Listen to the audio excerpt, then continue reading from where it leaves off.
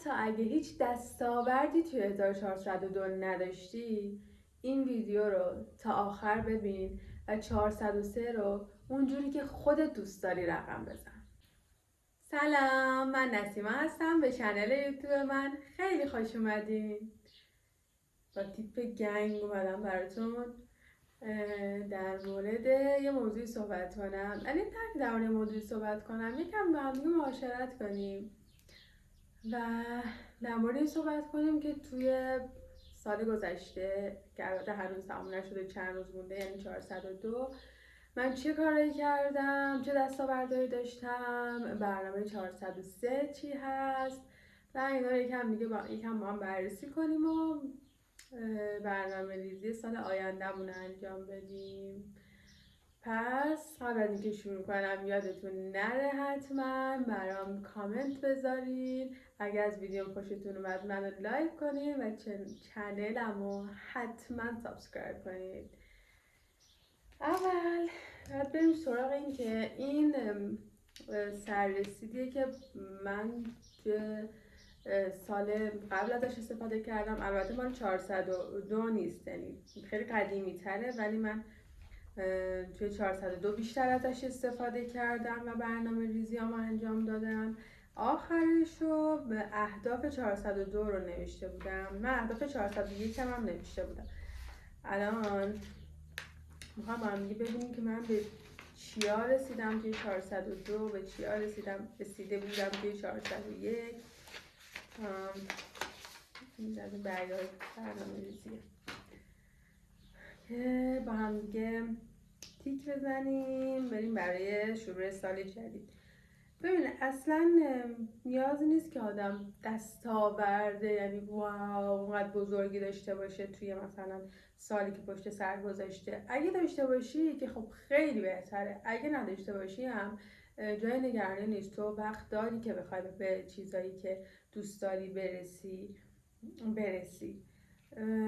حالا درسته 401 میشه 2 سال پیش تقریبا، ولی به چیزایی که من توی 401 به دست آورده بودم و تیک زدم خیلی جالبه. الان اینا رو بهتون نشون میدم.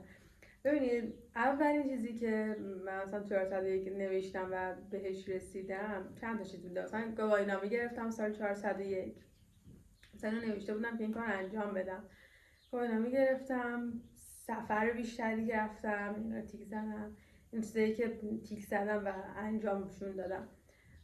فکرم رو مثبت کردم، توی کارم پیشرفت کردم، سعی کردم ارتباطم با بقیه مهربون‌تر باشه، زندگیمو سعی کردم سالم کنم، حالا چه از مواد غذایی که میخورم، چه روتین درست زندگی. سعی کرده بودم توی 401 که اینا رو داشته باشم و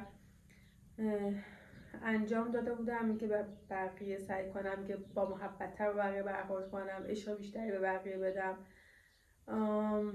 جزء هدفم بوده که مدام روتین لیزرم رو برم، رفته بودم. هدف داشتم که درآمدم به بالای 20 میلیون برسونم، رسونده بودم.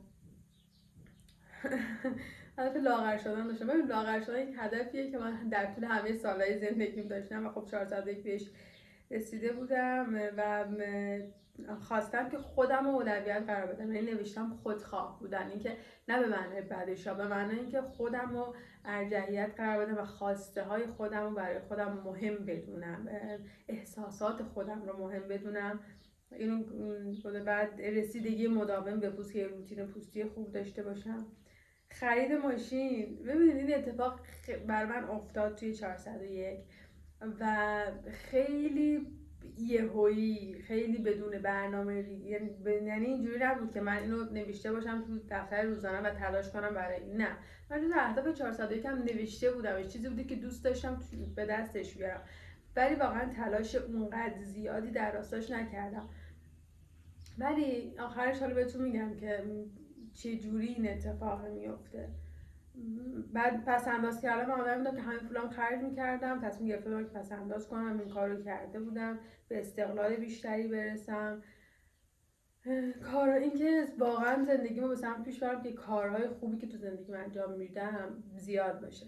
حالا این خرید ماشین الان دیدم یهویی شگفت زده شدم، چون که من اینو نوشته بودم ولی واقعا از ذهنم رفته بود. این جدی میگم، یعنی سال پیش، سال 402 که اومدم اهداف 401 هم بررسی کنم و 402 رو بنویسم، خودم اینجوری شدم که واقعا من اینو خرید ماشین رو نوشتم و بهش رسیدم.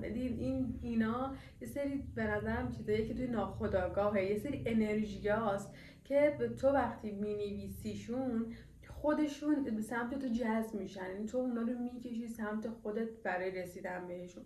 و برای همینه که من واقعا به این مسئله اعتقاد دارم که هرچی ما توی زندگیمون میخوایم، برنامه‌ریزی ذهنی براش کافی نیست. تو باید اونا روی کاغذ بیاری، بعد اونا رو بنویسی. این یه انرژی دوچندانی رو به سمت تو میاره که تو بخوای به چیزایی که برشون یعنی میخواد برسی رو به اونا برسی. چون منم یه مقداری بد بود میدونم.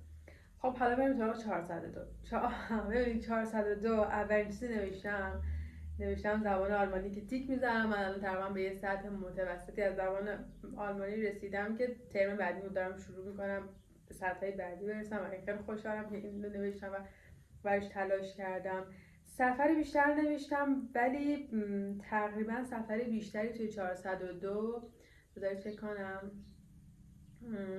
نه، سفر بیشتری نسبت به 401 نرفتم، چون که بعضی کشور ما وضع مناسبی نیست و اینکه اون تعادلی که بتونم خرج و دخلم با هم دیگه بخونم و نداشتم. خیلی روز به روز هم چی گرونتر میشد، پس سفر رو رفتم سفر، ولی سفر بیشتر از 401 نه. نوشتم به خود توجه بیشتر به خودم که بله اینو انجام دادم، به خودم بیشتر توجه کردم. درس بخونم که نمیدونم منظورم از درس خوندن چی بوده واقعا، چون من درسی اگه در مورد کارم، در مورد شغلم بوده که نه اینو انجام ندادم، ولی از لحاظ اینکه مثلا زبان بخونم درس خوندن حساب بشه بله. پس انداز کردن، من یه مشکل شدید توی پس انداز کردن دارم که تو هر سال باید اینو بنویسم که بتونم یادم نره. بله پس انداز کردن داشتم، تلاش بیشتر کردم برای کارم، برای همه چی. ورزش کردن مداوم نوشتم که این کار نصف نیمه انجام دادم، یعنی من مثلا حدود 2-3 ماه مدام ورزش کردم بعد ولش کردم، مثلا 1 ماه ورزش کردم بعد ول کردم. مداوم نه، این کار نکردم. لاغر شدن رو داشتم چون یه مقدار وزنم رفته بود بالا، رسیدگی بیشتر به پوستم رو داشتم. تزریق فیلر دادم که فیلر تزریق کنم، نه من تو 402 این کار انجام ندادم، هیچ فیلر تزریق نکردم. این خط میکنه. لیزی یه چش نوشتم که من این کار انجام دادم، من چشمم عمل پیارگی کردم. روز هدف 402 بوده ولی خب جدی یعنی من اینا رو می‌نویسم اول سال، ولی واقعا تا پایان سال یادم نمیاد که چه چیزایی نوشتم، ولی تو ناخودآگاه هم میمونه یا شاید نمیدونم چه جوری، اما این کارا رو انجام دادم. کار خیر کردن، این کار رو انجام دادم. یه چیز خیلی شخصیه که اینم نه. وقت بیشتر با خانوادم بگذرونم، بله. طلا بخرم، بله. طلا خریدم، چقدر سریع گفتم بله و اصلا بهش فکر نکردم که 400 طلا خریدم یا نه. بله طلا خریدم. به حال روحیم نوشتم رسیدگی کنم، نه واقعا، یعنی یه جنبه روحی دارم که بعضی وقتا اذیتم میکنه و نیاز به فکر میکنم درمان داره. نه هنوز اونقدر بهش رسیدگی مداومی انجام ندادم و این کار رو واقعا باید توی 403 به نظرم انجام بدم. یه مدرک درسی نوشتم بگیرم که نگرفتم. هرچی حالم بهتر میکنه تقریبا انجام دادم. خوندن کتاب بیشتر، بله بله بله، و این واقعا کار خوبی بودی که من 402 کردم و خیلی خوشحالم از اینکه این کار کردم. ببین من همیشه این کتاب خوندن رو داشتم، یعنی اون 401 هم داشتم، 400 و سالهای قبلش هم اینو داشتم، اما تو 402 سعی کردم بیشترش کنم و واقعا حالم از این اتفاق خیلی بهتر و خوبتره. و این نوشتم منظورم اینه که خودم بنویسم و بعد این کاری کردم خودم نوشتم. حالا از اونجایی که این دفتر رو میخوام بذارم کنار دیگه، خیلی ازش استفاده نمی‌کنم و برای 403 به برنامه میذارم. یه دفتر جدید دیگه دارم که خیلی هم دوستش دارم. روشو بخونید، روش هسته I write because I am in love. خیلی قشنگه. پس اهداف 403 رو توی این دفعه الان می‌نویسیم. قبل از اینکه اون اهداف رو بنویسم میخوام در مورد باتون صحبت کنم که بنویسید واقعا. یعنی شما همه هدفاتون رو بنویسید، حتی ریز. یعنی تو تصمیم داری که نمیدونم توی 403 شاید چیز بی اهمیتی به نظر بیاد ها، تصمیم داری بیشتر آب بخوری، اینو بنویسش. تصمیم داری بیشتر بخوابی، اینو بنویسش. میدونی دارم چی میگم؟ حتی کوچکترین چیزها رو ببین. من چیز جزئی نوشته بودم، مثلا یه چیزی نوشته بودم که به خانواده‌ام بیشتر توجه کنم، سعی کنم با بقیه مهربون‌تر باشم، سعی کنم اخلاقم رو مثلا یه کمی به سمت درست پیش ببرم. خب ببین اینا چیزایی هستن که خیلی شاید چیز جزئی به نظر برسن ها، ولی خیلی کمک کننده. همین که تو یه سری چیزا رو می‌نویسی، پایان سال میای نگاه میکنی میبینی که وای من واقعا به این رسیدم، خیلی حس خوبی میده، چون تو دستاورداتو یادت میره، فراموش میکنی. خب ولی وقتی مینویسیشون بعد که بهشون برسی واقعا انگیزه دوچندانی به تو میده. من الان که فکر میکنم کاری بیشتری انجام ندادم از اینکه شاید دستاورد دیگری داشتم و ننوشته بودم الان مثلا یادم باشه. نه، اگه هر چیزی که نوشتم رو الان بهش رسیدم یا حالا قدمی در راستاش برداشتم، چیزی نبوده که بدون برنامه‌ریزی، بدون اینکه بنویسمش بهش دست پیدا کرده باشم. آها یه چیزی بوده، یوتیوب. مثلا یوتیوب جز برنامه‌های من برای 402 نبوده و برنامه برای 402 این بوده که پیشرفتی داشته باشم، خب یعنی از لحاظ کاری و اینجوری، ولی مثلا یوتیوب توش نبوده. اما الان یوتیوب شروع کردم، پس این میشه یه هدفی که من ننوشته بودم و بدون برنامه ریزی خیلی قبل تری بهش رسیدم و براش کاری انجام دادم و خیلی چیز خوبیه. الان که اینو توی دستاوردهای 402 میتونم بنویسم که بهش رسیدم، واقعا احساس خوشحالی و خرسندی میکنم از این قضیه. همین فکر کنم دیگه. دستاورد دیگه نداشتم که شاید ننوشته باشمش. خب میریم سراغ 1403. اولین چیزی که من میخوام توی 403 داشته باشم این که تا اون حدی که توانم هست و آخر تلاشم هست توی یوتیوب به جایگاه خوبی برسم. پس اولیش میشه چی؟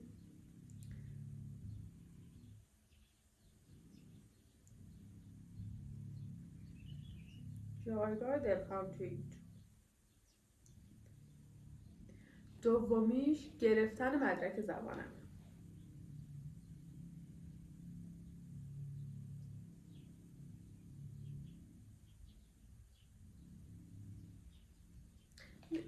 من واقعا دارم میگم، یعنی اگه به این دوتا توی 402 403 برسم سالم تموم میشه. برمیگرده به اون بحثی که توی چند تا ویدیوی قبلی گفتم که عدم تمرکزه و چند تا برنامه اصلی باید داشته باشین. اگه به اونا برسین دیگه بقیه تا اون روزتون، هفته‌تون، ماهتون، کارهای دیگه‌تون میتونین انجام بدین. الان من اگه توی 403 به این دوتا چیزی که میخوام برسم دیگه به نظرم کار دیگه نیاز نیست که انجام بدم. دو تا دستاورد خوبه برای یک سال از زندگی آدم.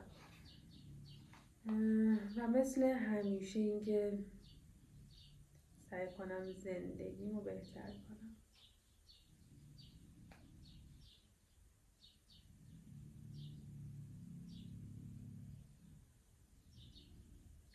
خب من خیلی چیزای دیگه باید بنویسم ولی خب تا همین جاش کافیه. فقط خواستم بهتون بگم که یه لحظه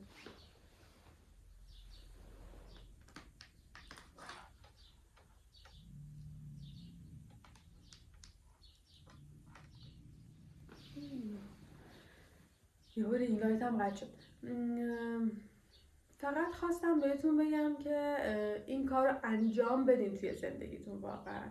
یعنی الان مهم نیست که شما چند سالتونه، مهم نیست که چند سالها این کار رو انجام ندادین، از همین الان این کار رو برای خودتون انجام بدین، چون اینقدر نتیجه گرفتن لذت بخشه، اینقدر یه حال خوبی به تو میده که تو واقعا با چیز دیگه نمیتونی اینو مقایسه کنی. یعنی من دارم میگم کوچیک‌ترین دستاوردی من نوشتم که آقا نمیدونم با مامانم مهربون‌تر باشم.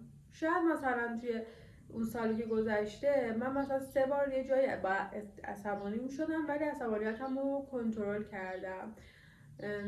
خب این چه دستاورد دیگه. حتی یک بار اگه همچین کاری انجام داده باشی، این دستاورد بر تو به حساب میاد و همین کمک میکنه که تو بخوای سالهای بعدی زندگی تو خیلی بهتر زندگی کنی. این یه مشکل بزرگی که همه ما داریم، خصوصا مایی که توی ایران بزرگ شدیم با این چیزا خیلی آشنا نیستیم، یعنی با این مدل زندگی، با این سبک زندگی و با این هدف نویسی و تلاش کردن و روزانه و برنامه ریزی. و واقعا این کار انجام بدین، حتی اگه دستاوردی توی 402 نداشتی، به نظر این کار برای 403 انجام بده. خیلی خوشحالم از اینکه منو تماشا میکنین. اگه ویدیو دوست داشتین لایک، کامنت یادتون نره، چنل منو سابسکرایب کنین. تا ویدیوی بعدی، خدافظ.